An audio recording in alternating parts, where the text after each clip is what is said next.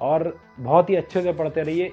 ये सारे आपके जो UP triple S C exam जो कंडक्ट होते हैं, चाहे वो यूपी पैट हो या फिर वीडियो री एग्ज़ाम होना है, अभी कोई भी एग्ज़ाम हो, हर जगह UP, even UP PCS prelims में भी आपका पूछा जाता है। तो ये चीज़ें आपकी क्लियर होनी चाहिए, ठीक है। नमस्कार प्यारे बच्चों, मैं अभिषेक आप सभी का स्वागत करता हूं आपकी एक करंट अफेयर्स की क्लास में। और इससे पहले भी मैंने आपको करंट अफेयर्स की कुछ क्लासेस दी हैं, तो पूरी अच्छी तरीके से आप उसकी स्टडी करते रहें और जानते रहिए कि भाई करंट अफेयर्स है। क्यों, देखिए करंट अफेयर का वेटेज है बहुत ज़्यादा हो जाता है किसी भी आपको वनडे एग्जाम के लिए। इवन यूपी पीसीएस प्रीलिम्स में भी या बीपीएससी प्रीलिम्स में भी आपको करंट अफेयर्स बहुत ही, मतलब ये समझ लीजिए इंपॉर्टेंस रोल प्ले करता है, ठीक है। ये ध्यान रखिएगा, करंट अफेयर आपको करके जाना है, ठीक है, बहुत ही अहम रोल है इसका। तो करंट अफेयर्स, आज हम कुछ करंट अफेयर्स लाए हैं आपके लिए। और आज जो हम बात करेंगे, कुछ चर्चित व्यक्तियों की बात करेंगे, मतलब जिनके बारे में आपको पता होना चाहिए। चर्चित व्यक्तियों के बारे में पता करेंगे कि किन की नियुक्ति कहां पर किस पद पर हुई है, इसके बारे में, ठीक। तो सबसे पहले जो आज जब मैं आपको पहला पॉइंट बताना चाहूंगा, आपने सुना होगा अगर पैट पॉवेल के बारे में, कि पैट पॉवेल है, ये आखिर कौन है, ठीक है। तो पैट पॉवेल है, वो आपके प्रेसिडेंट है। कौन है? प्रेसिडेंट। ये नव नियुक्त हुए हैं प्रेसिडेंट हैं, अभी नए प्रेसिडेंट बने हैं। कहां के? चेक रिपब्लिक के, ठीक, जिसको हम कहते हैं चेक गणराज्य, ठीक। अभी हम जानकारी अभी देखेंगे कि आखिर चेक गणराज्य है क्या, कहां पर है ये, ठीक है। तो चेक रिपब्लिक के ये न्यू प्रेसिडेंट है पैट पॉवेल, इसको आप नोट डाउन कर लीजिएगा। पैट पॉवेल की अगर हम बात करते हैं अगर, तो ये नाटो सैन्य समिति के पूर्व अध्यक्ष भी रहे हैं, ठीक है। नाटो सैन्य समिति के पूर्व अध्यक्ष भी रह चुके हैं। क्लियर, ये चीज नोट करिए आप, ठीक। और नाटो सैन्य समिति के पूर्व अध्यक्ष तो रह चुके हैं और ये प्रेसिडेंट बने हैं। सबसे पहली चीज आपको ये पता होना चाहिए कि इन्होंने किसका स्थान ग्रहण किया है, मतलब इनसे पहले कौन प्रेसिडेंट थे, किनके प्लेस इन्होंने रिप्लेस किया है, ठीक है। तो मिलोस जमैन करके हैं, मिलोस जमैन, ठीक। इनका स्थान इन्होंने रिप्लेस किया है, ठीक। ये पैट पॉपुलर हो गया, ठीक। अब चेक रिपब्लिक के बारे में थोड़ा सा जान लेते हैं कि चेक रिपब्लिक, सबसे पहली चीज आपको बता देता हूं कि ये एक यूरोपियन कंट्री है, ठीक, यूरोपियन कंट्री है, इसको नोट करिए, यूरोपियन कंट्री है।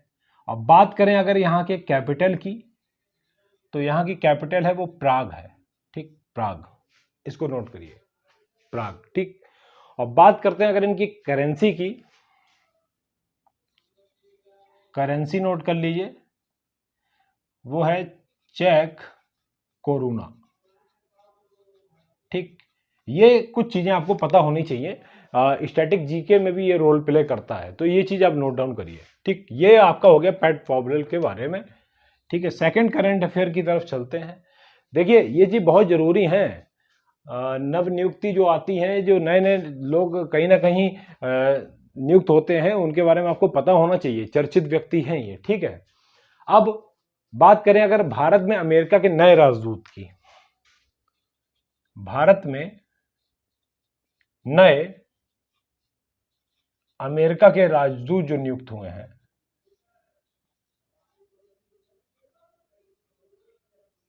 इनके बारे में भी आपको पता होना चाहिए। तो अमेरिका, भारत में अमेरिका के नए राजदूत के बारे में अगर चर्चा की जाए तो उनका नाम है एरिक मार्सेटी। क्या है? एरिक गारसेटी, ठीक, एरिक गारसेटी, ठीक। इन्होंने भी किसी का स्थान रिप्लेस किया होगा, तो कैनेथ जस्टर है, उनकी इन्होंने जगह ली, कैनेथ जस्टर की जगह स्थान ग्रहण किया, ठीक, केनेथ जस्टर की जगह आप ये आए हैं एरिक गारसेटी। ये चीज क्लियर हुई। बात करें अगर एरिक गारसेटी की, तो 2013 के समय की बात है, इन्होंने मेयर पद के लिए इलेक्शन लड़ा और ये विजयी हुए। ठीक, उसी के बाद अगर 2013 के बाद की बात करें तो 2017 में भी इन्होंने मेयर पद के लिए, कहां पर, लेकिन लॉस एंजल्स में, ठीक है, लॉस एंजल्स में, और 2017 में भी इन्होंने मेयर पद का इलेक्शन लड़ा और ये विजयी घोषित हुए लॉस एंजल्स में। अगर इनके पूर्व इतिहास पे अगर नजर डाला जाए तो 2006 से लेकर 2012 तक के बारे में बात की जाए अगर, तो लॉस एंजल्स सिटी में ये प्रेसिडेंट पद पर भी नियुक्त हुए।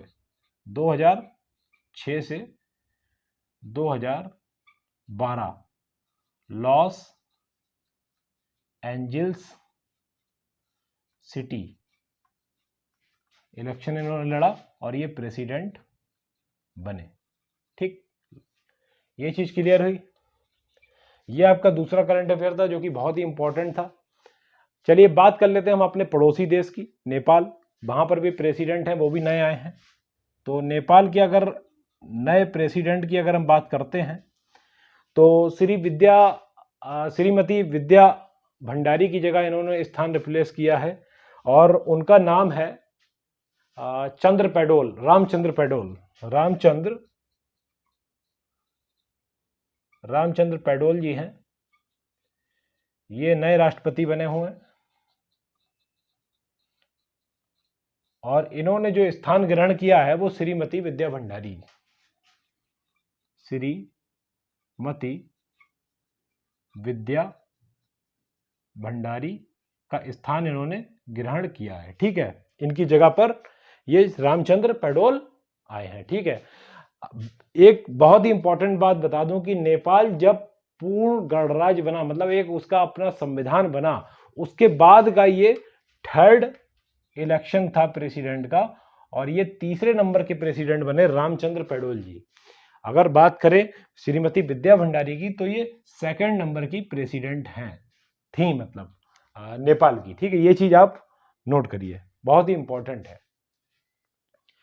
और अगर इन्होंने, रामचंद्र पेडोल ने प्रेसिडेंट का जो चुनाव लड़ा तो इनके विपक्ष में जो खड़े हुए थे वो सुभाष चंद्र नेम्बांग एक थे, वो खड़े थे, उनको इन्होंने हराया। ठीक है, सुभाष चंद्र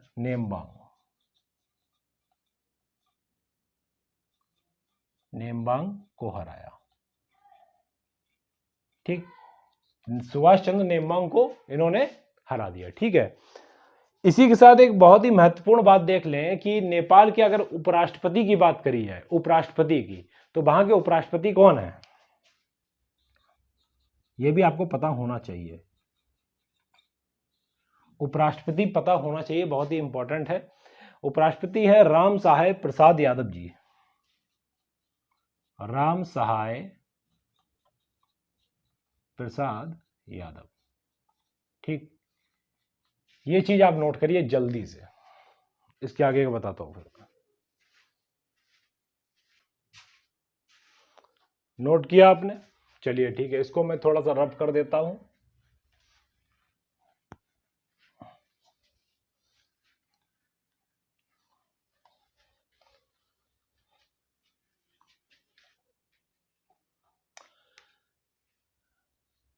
ठीक, 3 करंट अफेयर हम लोगों ने पढ़े। चौथा करंट अफेयर आप नोट और करिए, बांग्लादेश के बारे में। बांग्लादेश प्रेसिडेंट भी, ये भी नवनिर्वाचित हैं। इनका नाम क्या है यह भी आपको पता होना चाहिए। बांग्लादेश के जो नए राष्ट्रपति बने मोहम्मद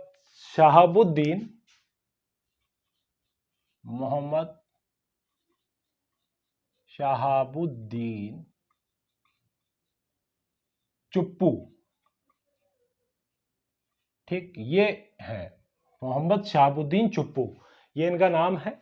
और इन्होंने जो स्थान ग्रहण किया है, इनसे पहले अब्दुल हमीद थे, अब्दुल हमीद का स्थान लिया है इन्होंने। और ये 22वें नंबर के प्रेसिडेंट हैं। ठीक, ये चीज नोट करिए, 22वें नंबर के प्रेसिडेंट हैं। ठीक, 22वें नंबर के प्रेसिडेंट हैं। सबसे बड़ी बात यह है कि बांग्लादेश के ये जो प्रेसिडेंट बने हैं ये निर्विरोध चुनाव हुआ, मतलब इनके विपक्ष में कोई खड़ा ही नहीं था। ठीक है, निर्विरोध निर्वाचित हैं, ये भी आपको पता होना चाहिए। निर्विरोध निर्वाचित, ठीक, निर्विरोध निर्वाचित हैं।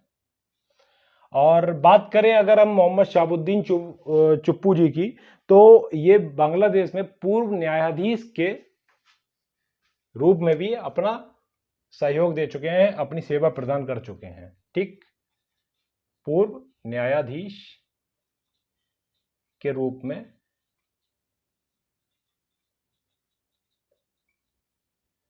सेवा प्रदान कर चुके हैं। ठीक,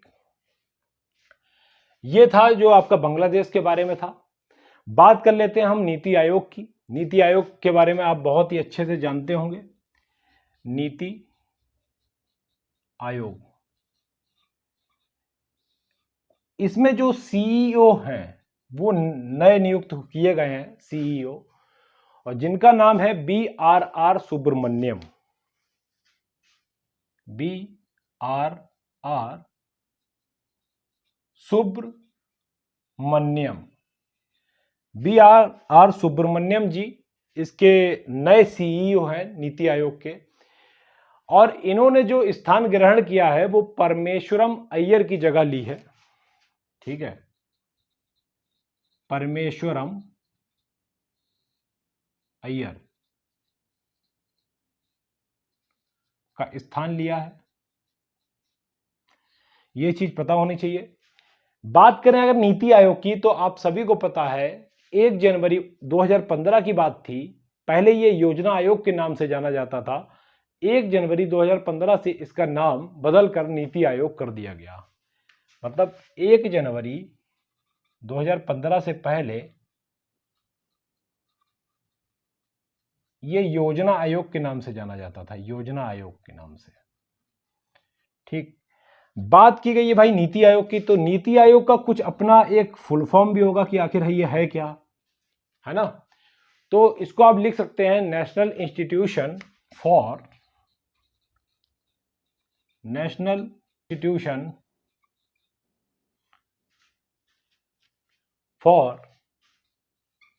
ट्रांसफॉर्मिंग इंडिया। ठीक है, ट्रांसफॉर्मिंग इंडिया, ट्रांसफॉर्मिंग इंडिया। ये एक थिंक टैंक के रूप में भी कार्य करता है। ठीक, इसके बारे में आपको पता होना चाहिए, ये जरूरी है। ठीक है, और इसके अध्यक्ष जो होते हैं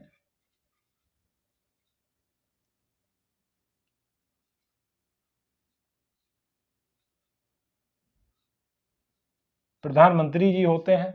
चीज आपको पता होनी चाहिए, इसको आप नोट कर लीजिए। ठीक, ये कुछ इंपॉर्टेंट करंट अफेयर्स थे चर्चित व्यक्तियों के रूप में, जिसको आपको पता होना चाहिए। और ध्यान रखिए ये सब चीज़ें आपके एग्जाम में पूछी जा सकती हैं, बहुत ही इंपॉर्टेंट है एग्जामिनेशन पॉइंट ऑफ व्यू से। नेक्स्ट वीडियो में हम नेक्स्ट करंट अफेयर्स के साथ मिलेंगे, तब तक आप इसको नोट डाउन करिए और बहुत ही अच्छे से पढ़ते रहिए। ये सारे आपके जो UPSSC एग्जाम जो कंडक्ट होते हैं, चाहे वो UP पैट हो या फिर वीडियो री एग्जाम होना है, अभी कोई भी एग्जाम हो, हर जगह इवन UP PCS प्रीलिम्स में भी आपका पूछा जाता है। तो ये चीज़ें आपकी क्लियर होनी चाहिए। ठीक है, चलिए फिर मिलते हैं नेक्स्ट वीडियो में नेक्स्ट करंट अफेयर्स के साथ। तब तक के लिए bye bye and thank you.